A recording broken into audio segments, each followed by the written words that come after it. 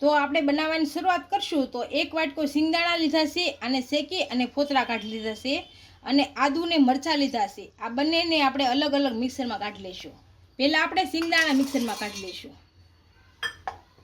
આ સિંગદાણા આપણે મિક્સરમાં કાઢી લીધા છે અને એક વાસણમાં કાઢી લઈશું. હવે આમાં આદુ મરચાં નાખી દઈશું. એને પણ મિક્સરમાં કાઢી લઈશું. આ બંને વસ્તુને આપણે મિક્સરમાં કાઢી લીધી છે. હવે આપણે આ બાફેલા બટેકાને આની મદદથી ઝીણા ક્રશ કરી લેવું.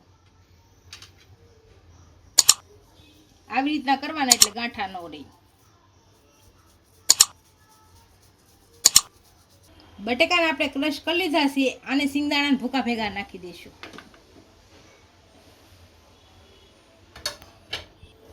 હવે આપણે આની અંદર થોડી ખાંડ નાખીશું, થોડોક લીંબુનો રસ નાખીશું એટલે ખાટો મીઠો સ્વાદ આવે. આ મરી પાવડર નાખીશું.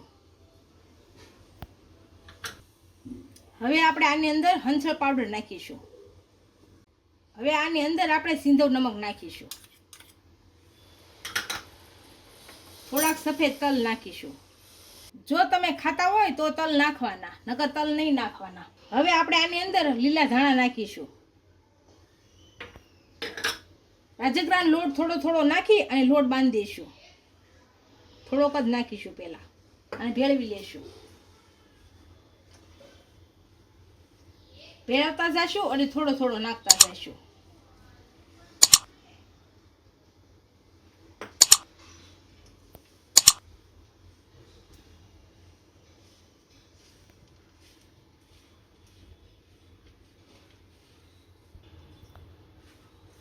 આ બધી વસ્તુને આપણે સારી રીતના મિક્સ કરી અને લોટ બાંધી લઈશું.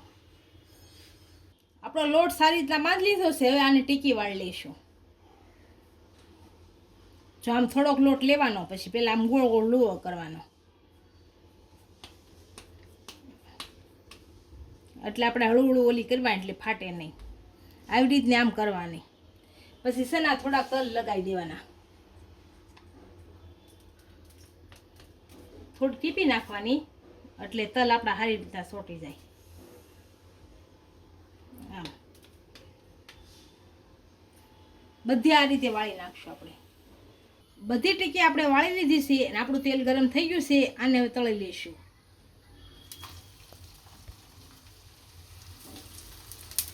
અને થોડા તેલમાં તળવાની.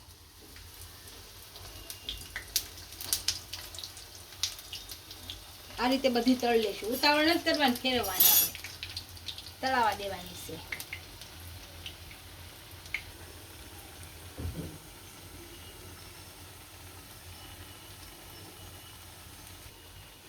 આપણે નીચેથી સારી રીતના તળાઈ ગઈ છે. આને ફેરવી દઈશું. તળાઈ જાય ને એટલે હાથે ફરવા મળે, નકર વાર લાગે, થોડી ચોટી જાય.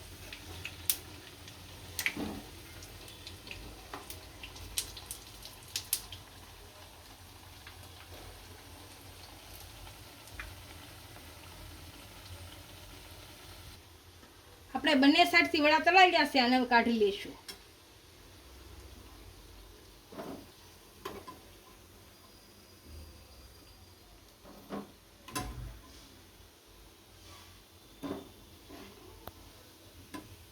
આ રીતે બધા તળી લઈશું.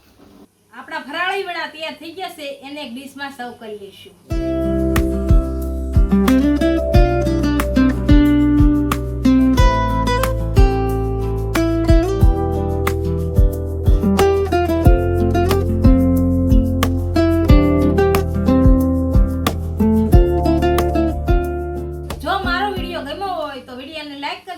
ઇન્સ્ટાગ્રામ અને ફેસબુક પર ફોલો કરી દેજો. મળીએ નવા વિડીયો સાથે.